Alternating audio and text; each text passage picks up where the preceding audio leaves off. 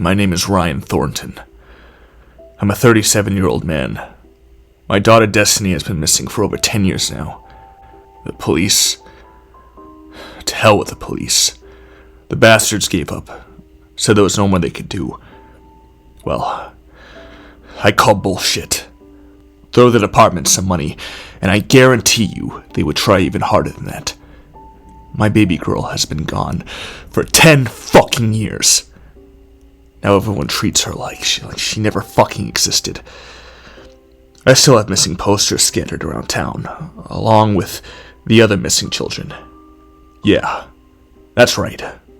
My daughter wasn't the only child to disappear. There has been dozens of children disappearing. How come nobody's talking about this? Why hasn't this made the news? You want to know what I think? I think the police are hiding something. I think this issue is bigger than what we all want to believe. I'm a single father. I haven't touched a woman since my wife passed. I mean, how could I? Destiny was so used to seeing me and her mother together. We were happy. Now I'm all alone. Every day I walk past her room, I hold back tears. Every time I see her twin-size bed, her little stuffed animals, her baby dolls, the dollhouse she loved so much. I left everything how it was before she left, so I could be reminded of my baby each day. I come home from work, I don't get no hugs, no greetings from my little girl. I only get despair, dread, misery, and depression. Eventually I got fed up with the police, the government, even the fucking parents of the other missing children. So you know what I did? I did what any other parent should do. I went looking for my princess. Don't go to the mountains. Stay away from there. It's undergoing investigation. Stay away from the mountains, Mr. Thornton. Fuck that. Yeah, you heard me. I said fuck that. I went straight to those damn fucking mountains. I waited until late at night when everyone was asleep. I snuck out of town and followed the trail leading to the mountains. I brought a gun, flashlight, climbing equipment, and some other tools I felt I might need along the way. I followed the long trail and eventually I made it into the mountains. I went under barbed wire fences and thought to myself, why are these even here? I stepped over tripwires and avoided making too much noise. Somebody was trying to keep someone or something out of this area. Why? I heard twigs snap and trees rustle behind me, followed up by quick-moving footsteps. I turned, but nobody was there. I remained cautious the rest of the way, keeping my guard up. Something didn't feel right. I kept going, making my way through the terrain. I should have stopped while I could. Something in me kept telling me, keep going. That's when I found it. Her doll, Destiny's favorite doll, was laying there by a tree. It was all dirty and molded, but I knew that doll from anywhere. My baby girl had been in those woods. Poor thing was probably lost and scared, calling out for me, but I couldn't hear her. I grabbed the doll and held it closely and cried harder than I ever cried in my life. I got up and kept going, bringing the doll with me. I came across a long fence and huge house behind it. The fence covered the house's entire perimeter. Nothing was getting in there or out without the owner's permission. I read a sign that said private property, surveillance cameras in use. You're being watched. Caution. Keep out. These signs were scattered all over the gate. Next thing I know, I see a huge tree with its branches extending over the tall fence. A defense flaw. I climbed the tree using the climbing equipment I had with me. Before I could get over the fence, I was yanked down by someone. I fell down to the ground with a hard thud. I was winded because I landed on my back. All the oxygen temporarily left my body and I was gasping, coughing for air. I looked up, but my attacker was gone. I looked around and backed away from the tree, keeping my eyes on it. Eventually I backed up until I bumped into something solid and hard. Honestly felt like the tip of a metal baseball bat. I turned around quickly, pointing my gun. I then lowered my weapon instantly. I felt streams of warmness running down my face. I couldn't stop crying. It was her. It was Destiny, my daughter, my baby girl. With one hand raised as if saying, "Stop," that must have been what I bumped into. I was shocked when I noticed she hadn't aged. She should have been at least 19 by now. She's been gone for 10 years. She was 9 years old when she disappeared. She still looked the same she did before she went missing.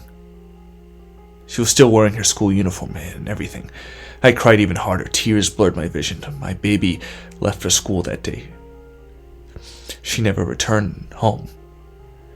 Now here she is in front of me. Was this real? I reached out to her and hollered, "Destiny, my baby, my sweet little girl. Daddy has been so worried. You can come back home now. Daddy's here." I reached out to hug her, but when I kneeled down to wrap my arms around her, I was taken by surprise when she pushed me away. I went flying at least 7 feet back. I looked up in disbelief, shocked that my own daughter had such immense strength. That's when I noticed her school uniform was clean. Her long pleated skirt with checkered patterns, her white dress shirt under her blazer, her black dress shoes. Even her blonde hair looked neatly combed. Her skin looked clean. She didn't look like any child who's been missing and lost in the wilderness for 10 years. Destiny is far too young to care for herself, so that means somebody has been doing it for her. I begged and pleaded to her. I said, "Destiny, what's wrong? It's me, your father." My daughter stares back at me with a cold, mean look, her blonde hair blowing in the wind. Then she gave me this blank, pale, emotionless face. She had her mother's hair, but she had my face in her mama's eyes. She slowly raised one hand towards me.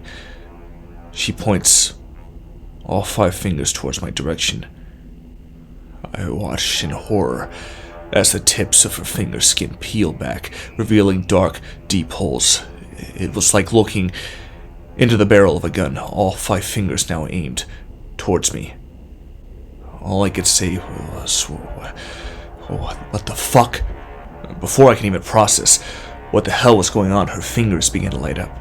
I got back up to my feet and tried to run. Gunshots. I felt my leg go warm. A warm fluid ran down my ankles as what felt like small shards of hot metal rock fly through my leg. Before I knew it, I fell instantly. I couldn't move my leg. I looked down and saw blood washing out from the bottom of my pant leg, before completely soaking the fabric entirely red. I screamed in pain. I looked behind me and saw my daughter Destiny now slowly walking forward towards me. Slow, but very determined. I looked at her eyes. Her pupils are red, the green iris on her eyes shining brightly with a red dot in the center of them. I plead to her. Destiny, who or what's done this to you? It's me, your father. I love you. I don't want to have to hurt you." My words didn't seem to affect her. She stared at me with a cold, emotionless face. She lowered her right arm, then raised her other arm. She lifted her hands until the palm of her hands was pointed at my face. The center of her palm started to twist and turn, forming another large black hole in the palm of her hand. A light began to show inside the barrel of her hands. She stood over me, still not saying a word. I kicked her down. I got up and raised my gun. I hesitated for a moment as my daughter stared back at me in shock. Tears rolled down my face as I told myself this wasn't my daughter. It looks just like her, but this isn't her. I said to her, "I'm so sorry, Destiny. I'm so sorry. Please remember, Daddy will always love you." Memories flashed in my head as I pulled the trigger.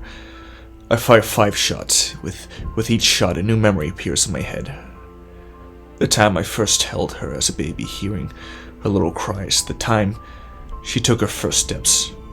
Her first words coming home to her running to hug me, yelling, "Daddy." Her first school pictures. It all replayed in my head as I pulled the trigger. I kneeled down by her body. She started shaking uncontrollably. Then she stops. Tears run down my face endlessly. I jump back in horror. She rose up again and she turns to me slowly. Then she grabbed me by the neck, choking me with such strength I thought my neck was going to snap. I panicked and started punching it. It felt like I was hitting a refrigerator. I started kicking and scratching her. Her grip remained firm. I grabbed her face. It felt weird, like a mask. I squeezed her face and pulled. Her whole face came off, revealing a metallic skull. Her bloody dermis, tendons, green and red eyeballs. A robot with real organs inside. I free myself and back away in terror as I fire 12 shots into the machine. It collapsed, sparks, blood, and oils leak from the metal human-like corpse. The face of the robot looks at me one last time and finally speaks. And to my shock, it's in my little girl's voice. "Daddy, I've been bad, Daddy. I wanna... Goodbye, Daddy," she says as the red light in her eyes slowly fades away, leaving behind a motionless body. I screamed and screamed for what felt like hours, crying loudly as I carried the body of my daughter back home. I cried and cried. Oh God, why? Why? No. No, oh no. My baby, my precious little girl. I should have been there to protect you. I cried the whole night. I held the body of my deceased daughter and cried. What happened to my daughter? Who did this to her? Why would they do such a thing to a child? Turn her into some damn monster, a metal monster, a cyborg, a robot in a human's body. The pain and the trauma my daughter probably experienced as her body got transformed into whatever this thing is, crying out for me, and I wasn't there to save her. So if you're reading this, I'm already dead. Before I kill myself, I'm going to hit send. I'm going to share my story with the world. I don't care if you believe me or not. I'll label this as fiction to satisfy those who think this is all fantasy. Best believe there's more to this world than what we know. I'm powerless to stop it. I hope my death doesn't go in vain. I hope somebody gets the bastard who did this to my baby girl.